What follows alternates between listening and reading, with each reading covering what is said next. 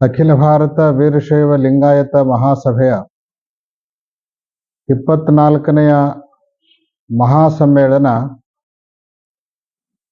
ಇದೇ ಡಿಸೆಂಬರ್ 23 ಮತ್ತು 24ರಂದು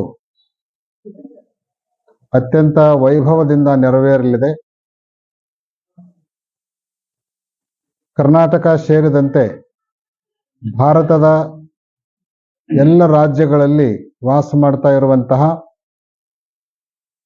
ಸಮಾಜದ ಎಲ್ಲ ಬಾಂಧವರು ಜಾತಿ, ಮತ, ಪಂಥ, ಒಳಪಂಗಡ ಭೇದವನ್ನು ಮರೆತು, ಪಕ್ಷ, ಪಾರ್ಟಿ ಅನ್ನುವಂತಹ ಭೇದವನ್ನು ಮರೆತು ಈ ಮಹಾ ಅಧಿವೇಶನದಲ್ಲಿ ಎಲ್ಲ ಸದ್ಭಕ್ತರು ಪಾಲ್ಗೊಳ್ಳಬೇಕು. ಇದು ನಮ್ಮ ಮಹಾಸಭೆ, ನಮ್ಮ ಮಹಾಸಮ್ಮೇಳನ. ಎಲ್ಲರೂ ಪಾಲ್ಗೊಂಡು ಈ ಕಾರ್ಯಕ್ರಮವನ್ನು ಯಶಸ್ವಿಗೊಳಿಸಬೇಕು. ಇದು ನಮ್ಮೆಲ್ಲರ ಆದ್ಯ ಕರ್ತವ್ಯ.